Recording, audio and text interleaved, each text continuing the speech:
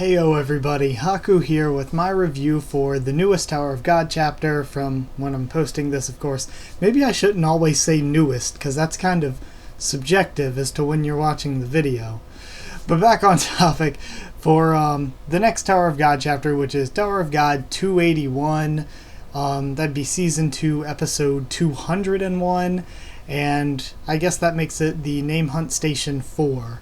So this one, another great Name Hunt Station chapter. This arc has been really great so far, and it doesn't look like it's really slowing down any. In fact, it looks like it's picking up, and we're getting more and more interesting new stuff. And I'm liking all of the new stuff without losing sight of our main old stuff, our focus, without losing our focus. So getting into it part by part, we start off with Ron sort of waking up. He's kind of drowsy, waking up and seeing Ship's group over Chagrinsky's body, talking to each other and talking to, well, kind of talking to Beta. Beta is mentioned by Ship facing the lighthouse. So for me, now that we've actually heard Beta's name, that's pretty much 100% confirmation for me that Beta is in that lighthouse. So moving on for that, Ron wakes up. We get a little comment about how, oh, the Goon family looks like they aren't affected very well by the knockout drugs, by the date rape drugs, babada-boop.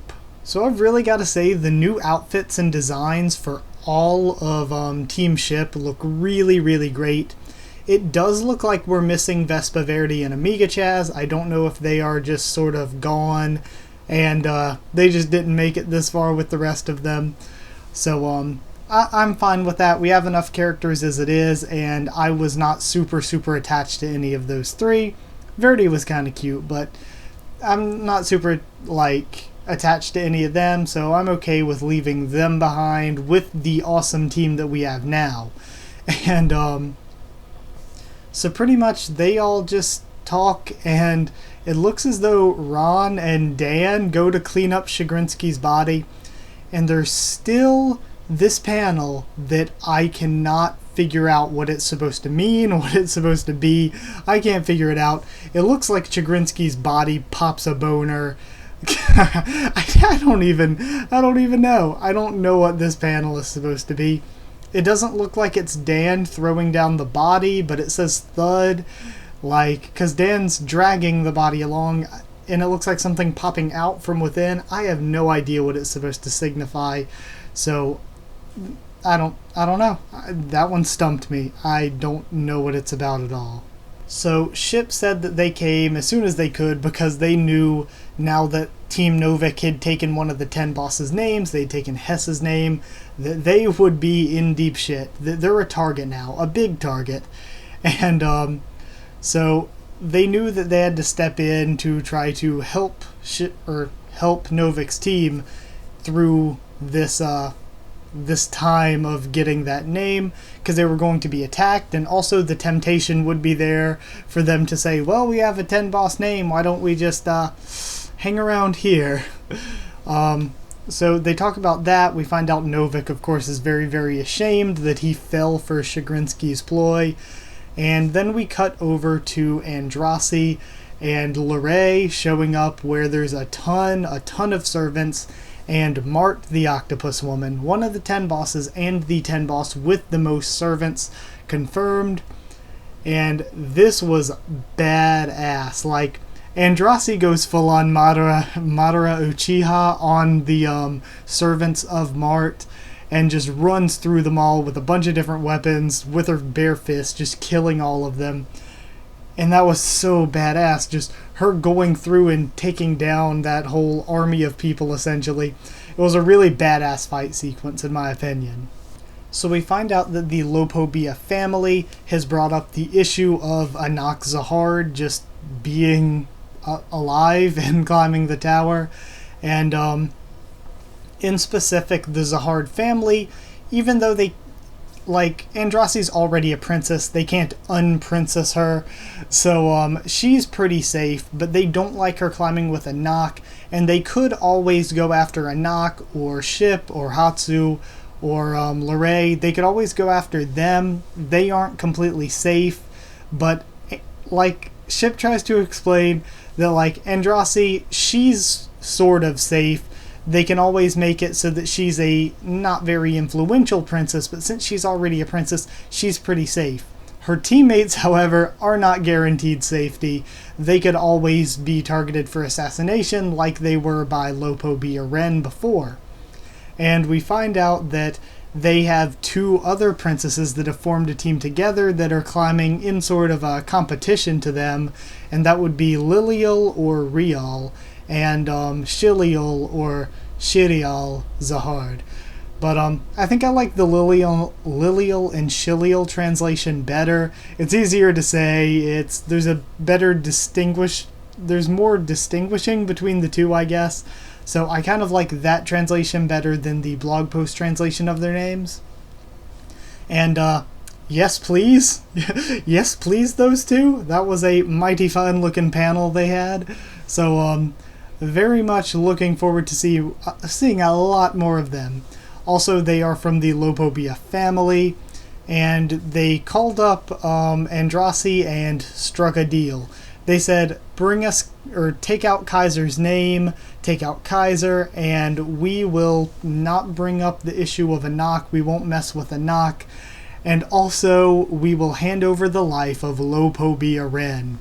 Now, of course, Anak and Ship and Hatsu were like, okay, this is obviously a trap, obviously too good to be true, but Androssi fell for it, and that's why they're here. Now, we find out that Lilial and Shilial are in the... somehow, the two of them, I guess, are kind of counted as one. They are within the top 3 alongside Kaiser and Sachi Faker with the top 3 D-rank regulars.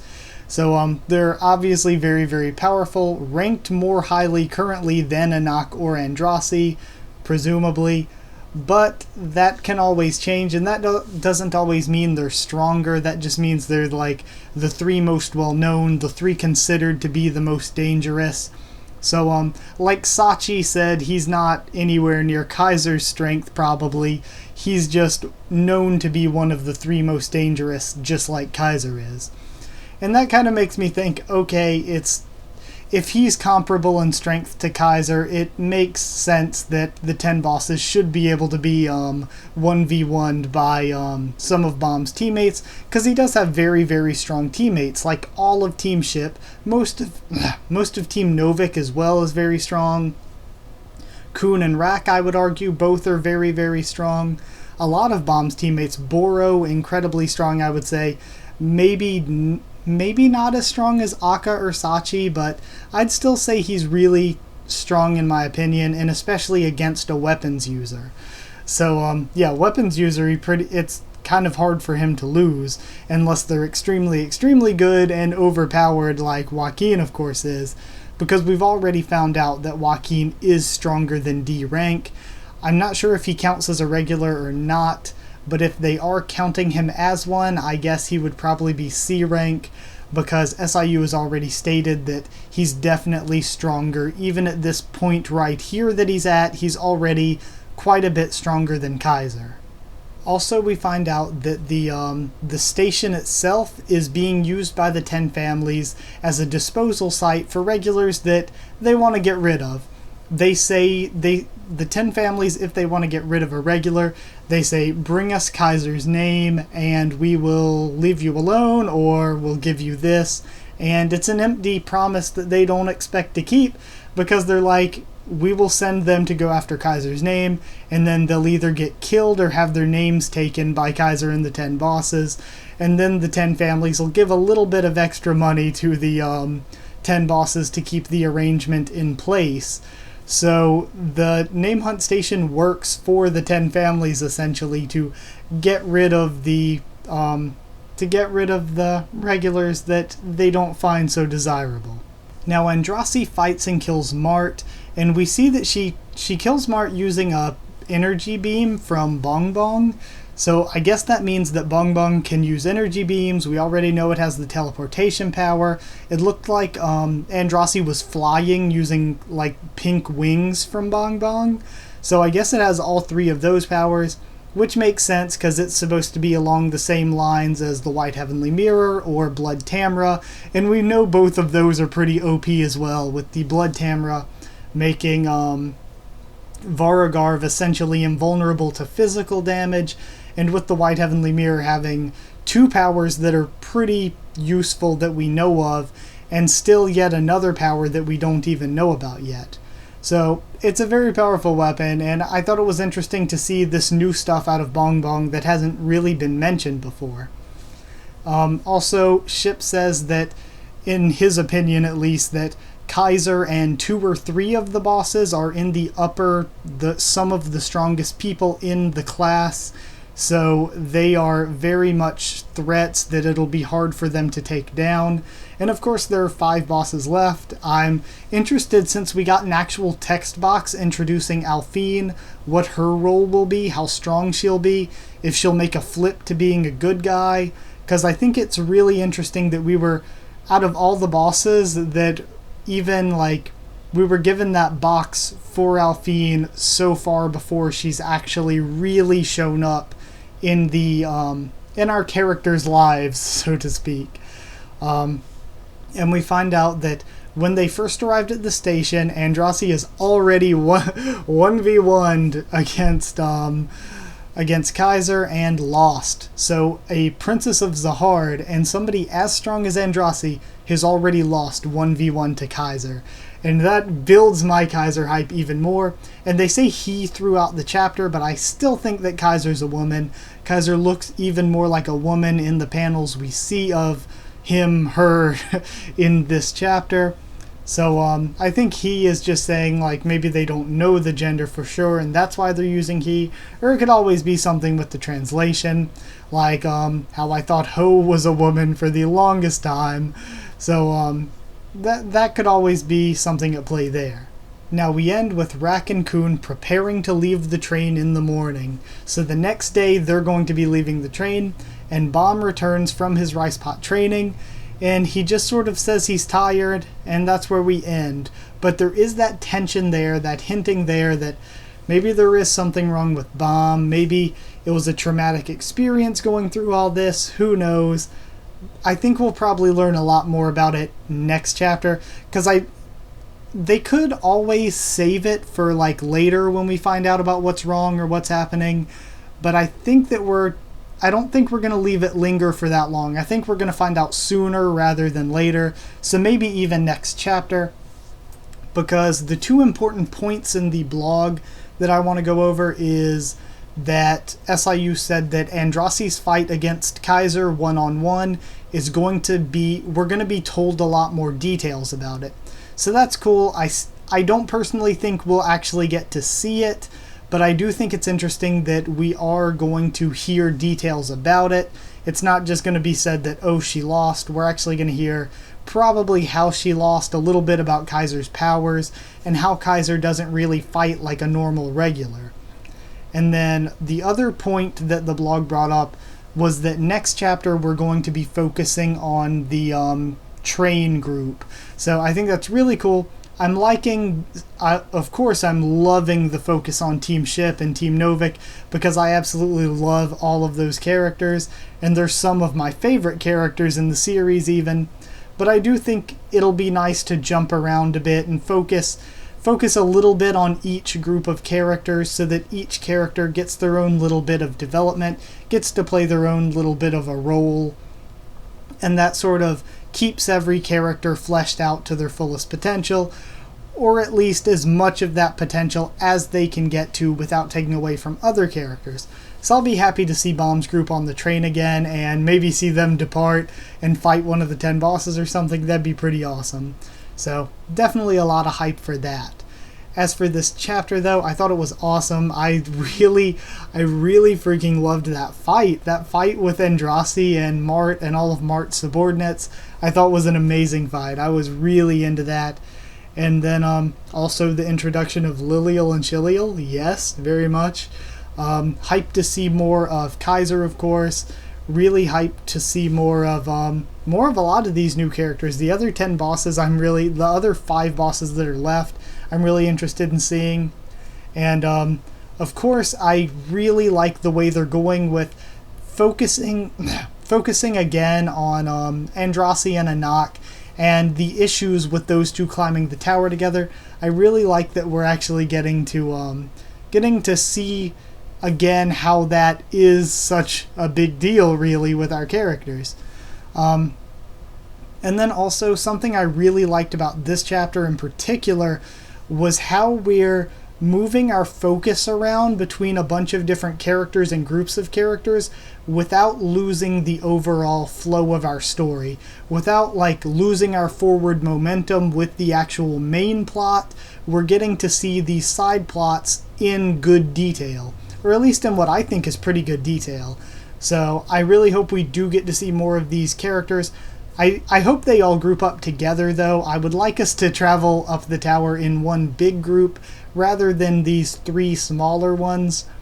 So, yeah, I just hope that Team Ship and Team Novik all rejoin Team Bomb, and they all just travel as one big group together. I would much prefer that moving forward. In just my personal taste, I would prefer that sort of thing. I'd rather us move forward with the big group than to focus on one group and then have to focus on another, then have to focus on another. Even if our one big group splits up a little bit and does different stuff on each floor, as long as they're traveling together floor to floor, I think I'll be happy. But yeah, pretty much this chapter was great. Not really much I can say bad about it. The only thing I'll bring up, and again, this isn't necessarily bad, it's just something I thought was weird. I thought it was a really weird place to end the chapter. The ending didn't really feel like a natural ending. So it felt more like we should have ended with the reveal that Androssi had lost her name, and then the part we got with Kun and Rak and Bomb should have been at the beginning of next chapter before the title card. I think that would have felt more natural a flow, but I'm always happy for more content. So this one I'm going to give like a, what do I have? Like 8.5 Yuri Sisters out of 10. Like Lilio and Chilio. I need some of that in my life. So yeah, pretty much that. I think that's it for this review. It went a little bit long on this one, so thank you for watching so much. Like if you did like this video. Comment down there and I guess tell me what you thought of the video and what you thought of the chapter itself. Lost my train of thought here. Yeah, subscribe for more. Manmusu is another thing I'm doing, and Tower of God and One Piece and Pokemon, The Walking Dead. Hopefully I can think of something to do once a week. And yeah, a lot of stuff like that. Just subscribe for all of that, and of course Tower of God. And follow on Twitter if you want updates and stuff like that, because I'll try to keep you updated there, because schedule gets messed up a lot. So it just happens when I'm trying to post like 2-3 videos a day. It happens that sometimes some things have to be moved up, some things have to be moved back, whatever. So yeah, thank you all so much for watching one last time, and I will see you all next time.